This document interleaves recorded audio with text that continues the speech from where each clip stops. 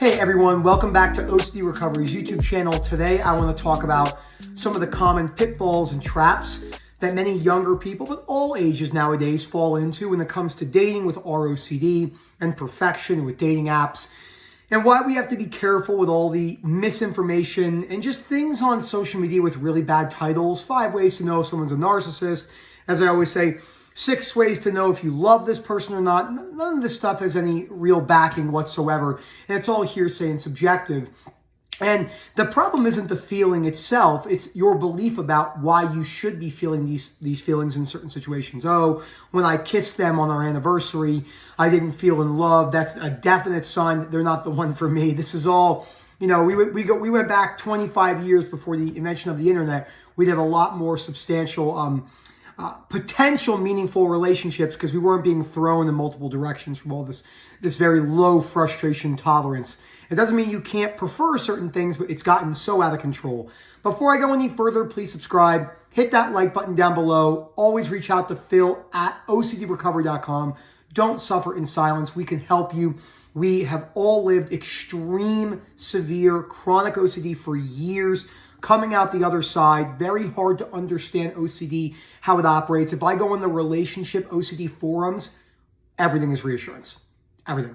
Every question, every answer that people give, it's not good. Our Facebook group, OCD Recovery Facebook group, we have 21,500 members. Thank you so much. We are very strict on reassurance. There's no other Facebook group in the mental health space that's as moderated. This goes for all anxiety-based disorders and all mental health the way that we have it. It is very moderated. We call out reassurance in a calm way. We tell people why it's not going to work. A lot of people are so used to getting reassurance, especially with relationship advice, that they're usually, it's not that they have a lot of animosity. They just can be very defensive because they've been told all these things. That's not reassurance when it's absolutely reassurance. Again, easy to misconstrue when you don't have chronic OCD. So when it comes to relationship OCD, this video is specifically going to be about dating. So people who are single, maybe you're divorced, maybe you've never been in a relationship, you're looking for a relationship. But before I go any further, there's a lot of pros that come from meaningful relationships, but you don't need to be married and you don't need to be monogamous in order to have a fulfilling, substantial life. That belief comes from religion. There's nothing wrong with that. I'm just saying that's where that stemmed from. Without religion, there would be no monogamy and be no marriage perceptions. Obviously, there's a lot of pros, potentially more pros that come from that. This is coming from a married person. But if I wasn't married and I just was sleeping around, I could accept that easily with no chronic anxiety or depression or guilt or anything like that, because I understand that it's all subjective and opinion-based. And it's your perceptions on those, your belief systems that you hold, that create the long-term emotional disturbance. This is the foundation of REBT, rational mode behavioral therapy, mixed in there with stoicism and just the realities of life, etc. So when you're going out on dates, there's a couple things to remember in today's day and age. Now, a lot of people are meeting on dating apps, and there's a lot of low frustration tolerance behaviors. Very, very picky matches. I don't like this person's hair. I don't like the way they talk. I don't like their particular backgrounds. Now, I understand there's definitely deal breakers with certain people, and if you wanted to dig deeply philosophically into that, it still wouldn't need to be that way if both people were open-minded. It would be difficult for someone who's very Christian by faith to come together maybe by someone who's Islamic by faith, just because of the differences in the way they want to live their lives. From a value perspective, there's nothing inherently wrong with that. It's why, you know, was the statement go, 2 birds of a feather flock together, and that something like that. Yeah, anyway, so there's a lot of truth in that. It actually wouldn't need to be like that if both people were, if I was dating someone, that it would be very challenging in many ways, but right now I'm not religious, but let's say I was, I could date someone who has a different religious denomination from me. I could see that being that way. I also think 2 people with different political beliefs can be together. It's hard when people with political beliefs today, because they hold very extreme, rigid beliefs on their stance. So, but people don't give things a try. They also cut things off way too quickly. So they'll go on a date, they'll hear 1 or 2 things they don't like. By the way, this isn't just an OCD video. This is for most people. This goes way beyond the boundaries of OCD and mental health specifically. And people will say something like, I don't like them because they were short. I've asked questions like this before. Like, take me, I'm not a tall guy, 5'7", with 173 centimeters. I've spoke to women who have said to me, I will not date them because they're only 5'8". And I say, okay, well, they treated me well, all this stuff. That is a very understandable perspective, but it's also quite ridiculous in of itself. Because let's say you go for someone who's 6 foot, okay, whatever that is in centimeters, 190, whatever, and I work with Europe so much, I just use centimeters and Celsius now. It's in meters. It's hilarious. My American friends are like, well, why are you saying that? I'm like, long story. So you go for that. They have all the good looks, the great body. They make a lot of money, but then they treat you like shit.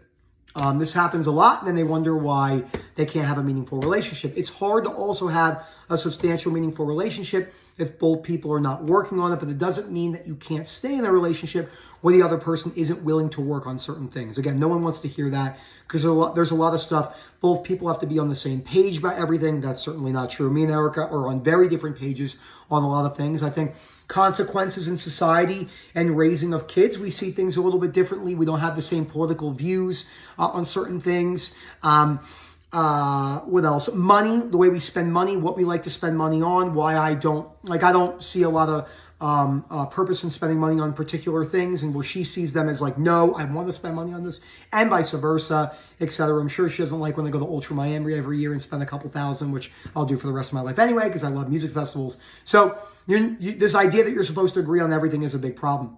But we don't even give ourselves a chance, okay? Because everything is like that. And I was looking at it, and I'm gonna add some statistics in here that people don't want to hear. There's some things coming out that they believe in 2050, 1 in 4 women will not be in a relationship because of the relationship style. And I think it will probably turn to a potential like Japan, where there's what they call a loneliness crisis. Now it's a different origin. There's a lot more men than females out there. So I think it's like, what, 15, 16 million men will never have a partner. It's a lot. It's in the millions. I know that. I believe it's over 10 million. These are just things for people to hear. If you want to make the best out of a dating experience, going into it with an open mind, even if they say something or you hear something that you don't like, maybe giving them a second or third chance, you don't need to do that, but building that frustration tolerance. Because as I tell people, when you act a certain way in one sector of your life, that's not contained to that sector. So if you have very low frustration tolerance in dating, you cut people off way too quick, and you think that that's just going to stay there within that aspect, it's just bounded in within the relationship stuff, that's not really going to be a thing, because it doesn't work like that. It bleeds over into your work, low frustration tolerance. It bleeds into how you speak to your family. It bleeds into how you shortcut many things in life. And it becomes a problem. I always say it's like the upside down and Stranger Things. It spreads. If you haven't seen that, just another example would be a virus that's spreading without you even realizing it's happening. Like COVID, for an example, you don't see the particles of COVID in your visible eye and to the naked eye, but it is spreading when it was in that sense, like any virus or bacteria, etc. So I used to think this. I'm like, oh, okay, well, I'll just be like very, very like shortcut with people. I'll just go in, get what I want, like do what I want to do in relationships, cheat, not really put any effort in it. And that's just going to be contained to that. Not really what we see. It bleeds over into work and everything like that. So it is important. Not everyone, but a high probability and high chance. Because most people are not so self-aware so they can catch it and just box it in the relationship. Again, it just goes. So, and then there's no rules for certain things. So like if you want to sleep with someone on the first date, go for it. If you want to wait 5 dates, go for it. If you want to be celibate until you have marriage, nothing wrong with that either. Each one brings pros and cons again. If you're going out there with sleeping with people on the first date, there's pros with that, lots of sexual experiences and fun. But there's also cons. Maybe people viewing you in a certain light, which is not the end of the world. Maybe you view yourself in a certain light. I'm too easy. Maybe I should change this. If you wait to have sex before marriage, there could be potential for the person you're dating. Maybe they don't want to do that. It's important to look at these particular factors. You're not looking for perfection, but you're also trying to be realistic about what people are looking for or preferring and or expecting in relationships. Now, once you go on actually, before I go into that, this is another important thing. Just speaking to people on DMs and everything, that's not dating.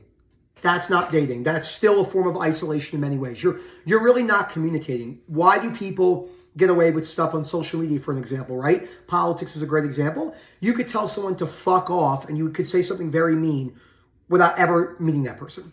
And dating is the same thing.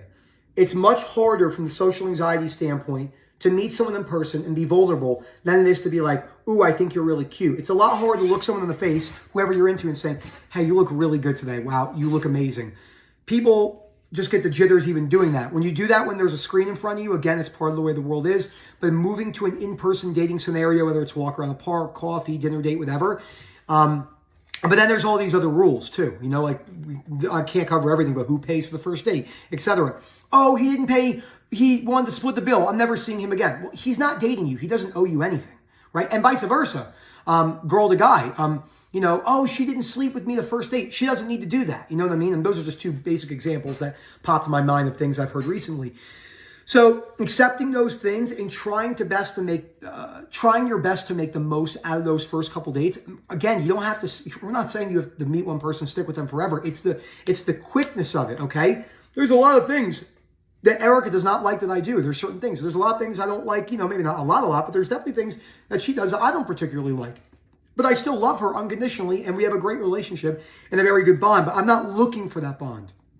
Excuse me. I don't go out there and search for the bond. The bond is just there because of my belief systems and my behaviors. That's why this book right here, after you've read all the main books on the reading list, but this one, How to Stop Destroying Your Relationships, A Better Guide to Dating and Relating, has a great chapter in there, very similar to this book, about things to improve your relationship. There's 5 or 6 points, and none of them have to do with emotions. If you go on social media, everything is about emotions. Everything is about feeling in love, doing something when you feel like it. This is a big mistake. There's nothing inherently wrong with that. But if you're only doing things in the relationship because you're the way you feel right then, that's a problem. Okay, let's just talk about some straight facts. Couples that tend to have sex only once or twice a month tend to not have good, strong relationships. Okay?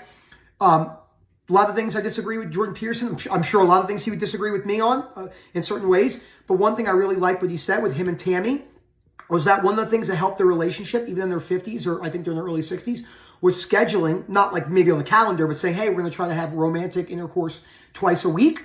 And so many people are like, no, I'm not in the mood, I'm just not. It's not, a lot of people, it's not really that. It's a lot of like, I just don't feel it, like, I'm disgusted towards them. And that makes it feel very real because that turnoff is right there. And this is specifically for OCD and anxiety. You are going to have to work, you are going to have to work through that. And that's really important, right on the funny bone. So I just wanted to say the main, because there's so many angles, I can't cover everything. When you're going on a date, when you're meeting people, moving to seeing them in person, okay? Going somewhere that you might consider a little bit nicer, not in a dating sense, but like in the restaurant sense, but maybe not just like sitting on a park bench. Nothing wrong with that. Maybe going somewhere, right? To a breakfast or a coffee spot or something like that. Again, this is just a recommendation. You do whatever you want. So just to build a frustration tolerance, etc. Give people maybe a couple chances. Don't cut them off so quickly and see how things go. We're very, very picky nowadays. We have to look back in the past. There's a lot of pros. But as George Carlin said in his, I think it was his 92 special, which is incredible, too many options is not good. We have way, way, way too many options nowadays. I think it was 95 special anyway. And when you have too many options, it can be a bad thing. A lot of pros with that, but also a lot of cons. And we look for perfectionism too much. So thank you again, Phil at OCDrecovery.com. Let me know what you think. Please comment down below. Always a pleasure. I like interacting with everyone in the comments and hope to hear from you soon. And as always, enjoy the rest of your day.